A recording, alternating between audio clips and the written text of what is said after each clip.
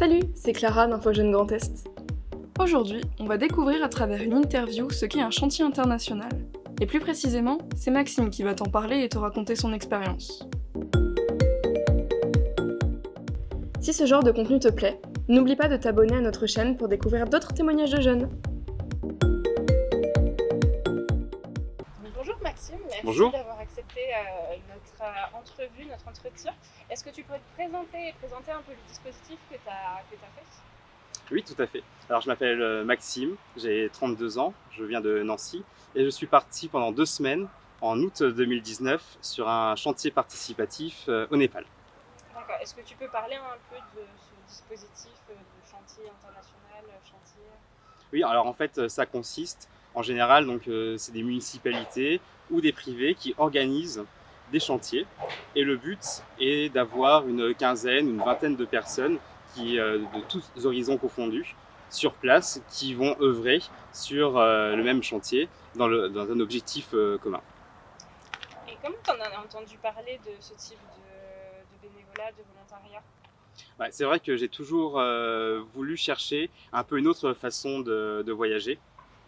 Donc le but, c'était d'allier un petit peu mon côté altruiste avec une envie d'évasion, une envie de partager d'autres cultures. Et c'est vrai que c'est via Internet que j'ai découvert le site d'une association qui accueille des chantiers participatifs en France, mais qui envoie aussi des volontaires à l'international. Donc cette association s'appelle Concordia. Et je suis tombé sur leur site internet. Et c'est comme ça que j'ai pu me renseigner davantage sur le dispositif. Et donc du coup, pour les jeunes qui aimeraient se lancer dans les chantiers internationaux, est-ce que tu pourrais nous dire s'il y a beaucoup de démarches à effectuer, si c'est compliqué ou pas de s'inscrire? Non, en fait, c'est vrai que tout est fait pour nous simplifier la vie. L'association d'envoi nous donne vraiment une liste de démarches à effectuer. Donc c'est sûr qu'il faut avoir un passeport à jour, il faut faire peut-être quelques vaccinations en fonction du pays où on va aller. Mais en soi, rien de bien plus compliqué par rapport à un voyage que je vais qualifier de plus standard, de plus classique. Il faut s'inscrire et devenir adhérent sur l'association d'envoi et l'association d'accueil. Donc les associations d'accueil nous demandent un petit pécule, c'est quelques dizaines d'euros, rien de bien méchant, pour participer à la vie locale, pour acheter des outils et pour leur fonctionnement. C'est pareil pour l'association d'envoi, pour financer leur fonctionnement. Donc il y a un petit peu d'argent à donner, mais franchement 3 fois rien. Et c'est vraiment très simple en final d'organiser les démarches. Il faut juste après prendre un petit peu de temps pour regarder les billets d'avion, pour faire après les différents transports qui ne sont pas pris en charge par la structure. Ok, et donc du coup, tu dis que tu es parti au Népal, c'est toi qui as choisi, tu avais déjà l'idée de partir au Népal ou c'est en fait le chantier international qui te plaisait le plus et du coup tu t'es dit banco, on va Ouais, au Népal? c'est effectivement un mélange des deux. J'ai toujours été un peu passionné de construction. Dans ma jeunesse, j'ai adoré fabriquer des choses en Lego, en mécano ou quoi que ce soit. Et c'est vrai que c'était toujours une petite passion. Ça revient aussi à mon métier actuel, où je travaille dans le bâtiment. Donc c'est vraiment quelque chose que j'avais en moi.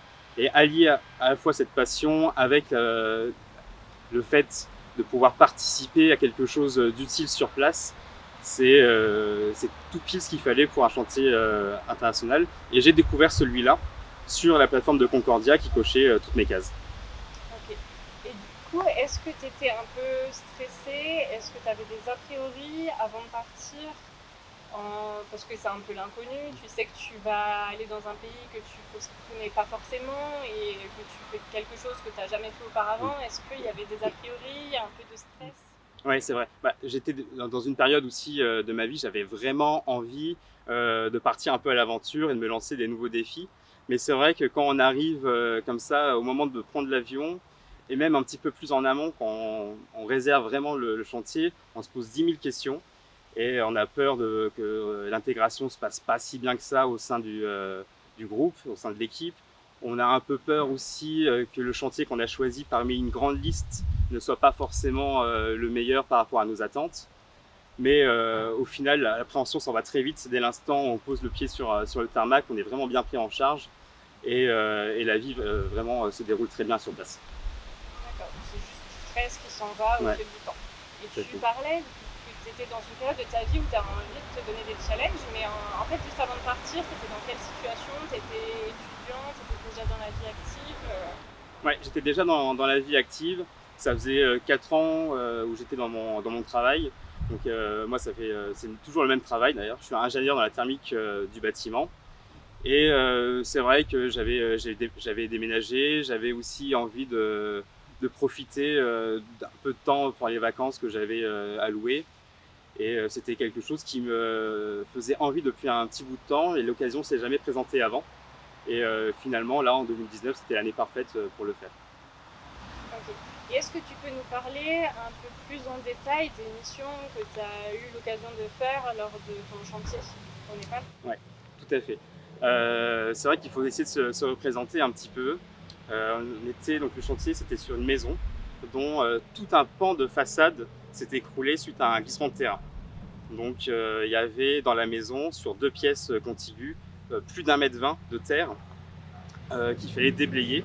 Donc la première mission, c'était ça. C'était de déblayer donc le plus possible la terre dans les 2 pièces, en sachant qu'il y avait des mètres cubes et des mètres cubes de gravats à enlever, tout en essayant de récupérer les briques qui s'étaient effondrées donc à l'intérieur pour ensuite permettre la reconstruction du mur en réutilisant donc, les briques pour que ça coûte un petit peu moins cher à la famille. Donc ça, c'était assez physique, surtout quand il fallait enlever les morceaux de mortier qui étaient collés sur les briques. Et puis c'était assez émouvant aussi. Quand on déblaye, on retrouve forcément des souvenirs. Il y avait des cadres avec des photos des enfants qui logeaient dans cette chambre-là. On a récupéré des ustensiles de cuisine aussi, des jeux. Et c'est vrai que je me souviens très bien, il y avait la mère de famille qui suivait un petit peu l'évolution des travaux, vu qu'on était chez elle. Et à chaque fois qu'on lui donnait un objet, elle avait les yeux qui s'écarquillaient, qui brillaient et tout, elle était toute contente de pouvoir les retrouver parce qu'elle pensait que c'était perdu ou totalement oublié. D'accord, donc en fait, vous étiez vraiment en contact de la population népalaise. Et donc on peut se poser la question, est-ce que le fait de partir en voyage international demande certaines compétences, notamment de parler anglais ou, je ne sais pas, d'autres compétences particulières? Ouais, c'est vraiment quelque chose qui m'a surpris.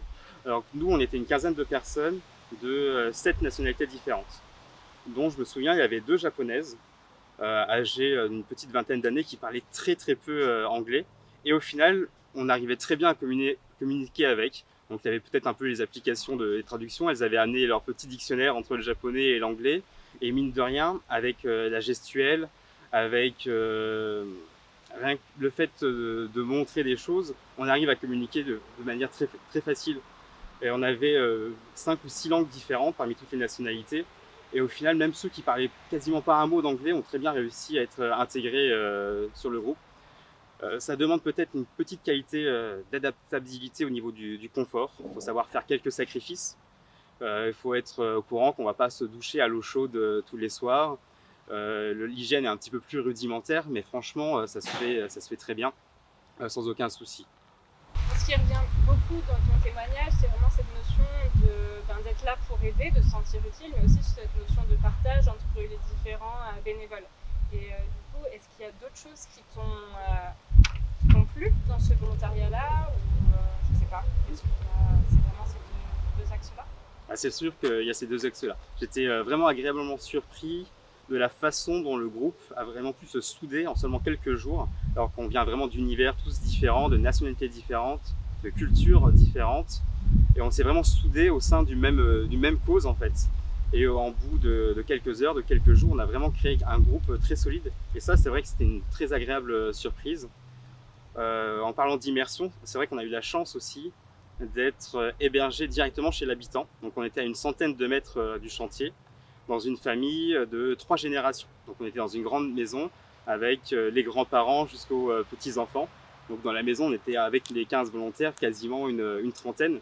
C'était assez génial et c'est vrai ça a suscité énormément d'échanges avec la famille locale qui nous parlait de sa culture, des fêtes régionales, mais aussi un petit peu de leur anxiété vis-à-vis des aléas climatiques, un petit peu aussi du système D, parce que mine de rien, c'est des gens qui sont très débrouillards, parce qu'ils n'ont pas forcément l'eau courante, ils n'ont pas forcément l'électricité régulièrement, donc ils font avec des groupes électrogènes, ils récupèrent l'eau de pluie qu'ils filtrent, qu'ils font passer dans des serpentins en cuivre, enfin plein de petites méthodes qui, pour nous Français, nous paraît presque d'un temps d'avant, mais qui nous font du bien. Ça nous rend vraiment humble aussi vis-à-vis de ça, de se voir qu'avec pas grand-chose, on peut vraiment très bien vivre et bien se débrouiller. Autre chose aussi qui m'a fait du bien, c'est vraiment tout cet aspect pendant 2 semaines de déconnexion totale. C'est vrai qu'on se retrouve du coup avec des outils dans les mains, en faisant un travail totalement manuel. Et pour moi qui étais plutôt habitué à des travails d'ingénierie ou de bureau, ça fait du bien de se couper, de couper vraiment le cerveau, de se couper du téléphone, d'être vraiment déconnecté et de faire un petit peu la paix avec soi-même, avec des outils à ne penser qu'à une seule chose, à accomplir un petit peu la mission pour laquelle on est là sur place. Et si tu avais un conseil ou plusieurs conseils à donner à des jeunes qui ont envie de partir, envie de donner de leur temps, mais qui hésitent encore, qu'est-ce que ça serait ? Ouais, alors c'est vrai que le conseil il va être simple et à la fois difficile à mettre en œuvre. C'est tout simplement d'essayer de foncer. Parce que ce genre d'expérience, on peut se mettre énormément de barrières, parce que c'est vrai qu'il faut se sortir un petit peu de notre zone de confort, et on peut se trouver 10 000 excuses pour ne pas le faire. Et c'est vrai que dès l'instant où on commence à faire un premier pas, qu'on va sur les sites internet rechercher une mission, après on regarde les billets d'avion, etc., ça nous entraîne déjà dans une démarche un peu proactive et qui nous sert à franchir vraiment le pas. Il faut essayer de fermer les yeux et au bout d'un moment et de dire ok, je valide, je fonce, parce qu'on n'en retire que du positif à la fin.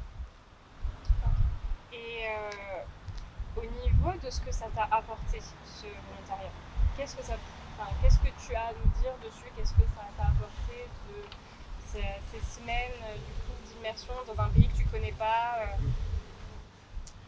Ouais, c'est une question assez difficile. Ça m'a apporté, mine de rien, beaucoup de confiance en moi. C'est quelque chose que je n'étais pas forcément venu pour ça, mais c'est quelque chose qu'on se rend compte un petit peu après coup.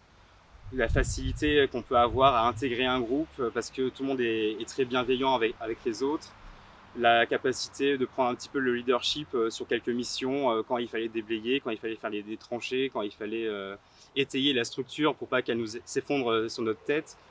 On essayait de donner des conseils, chacun était vraiment écouté et ça nous valorise énormément sur place, même si la mission n'a pas révolutionné le monde, c'est seulement 2 semaines sur très peu de choses au final. Il fallait des mois et des mois pour remettre vraiment debout la maison, mais au final on se sent quand même fier d'avoir participé à ça. Donc ce que je retiens, c'est vraiment ce sentiment de fierté et la confiance en soi qu'on peut acquérir au sein de l'expérience. Donc on ressent vraiment le fait que le bénévolat, le volontariat, ça t'a vraiment plu.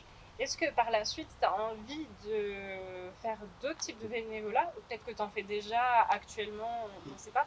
Est-ce que ça te donne vraiment envie de continuer de ce côté-là? Ouais, c'est vrai que ça m'a effectivement vraiment plu. Bon, alors après, c'est vrai qu'au Népal, pour revenir là-dessus, il faut vraiment aimer manger des pommes de terre, du riz et épicé non-stop, matin, midi et soir. Faut vraiment pas avoir peur de ça. Mais c'est vrai que moi, depuis mes premières années estudiantines, je baigne un petit peu dans l'associatif. J'ai fait quelques années à Erasmus Student Network, donc qui s'occupe d'accueillir des étudiants internationaux en France et à Nancy particulièrement, et de promouvoir la mobilité internationale. Donc j'étais déjà un petit peu dans cette fibre interculturelle. Actuellement, je donne un petit peu de temps aussi dans l'association Études et Chantiers à Nancy, qui s'occupe, elle, d'accueillir des chantiers internationaux dans la région Grand Est. Et je vais peut-être passer un jour ou l'autre de l'autre côté de la barrière pour animer peut-être un chantier international en France avec des volontaires internationaux.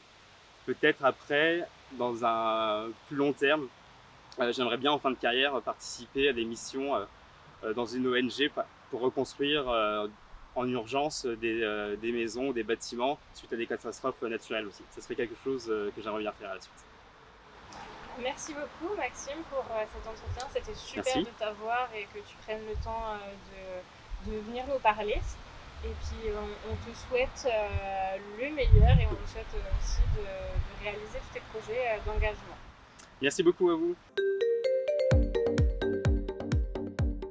Pour résumer, un chantier international est un dispositif qui te permet de voyager à l'étranger en échange d'un travail d'environ 5 heures par jour. Il existe différents types de missions: nettoyer des parcs naturels, rénover un bâtiment, ou encore participer à l'organisation d'un festival. Tu peux participer à un chantier international à partir de 17 ans jusqu'à environ 30 ans. Cela ne nécessite aucune formation particulière, seulement de la motivation, l'envie de voyager et l'envie de t'engager auprès d'une cause. Si tu te poses des questions sur un chantier international, n'hésite pas à nous contacter à l'adresse contact@crige-grandest.fr. Merci d'avoir écouté ce podcast. Tu veux découvrir d'autres témoignages de jeunes ? Alors abonne-toi pour suivre nos prochains podcasts. On aborde toutes les thématiques du quotidien comme le logement, l'engagement, les études ou encore les bons plans pour partir en vacances. Tu peux également nous retrouver sur nos réseaux sociaux @IJGrandEst ou sur notre site internet info-jeune-grandest.fr.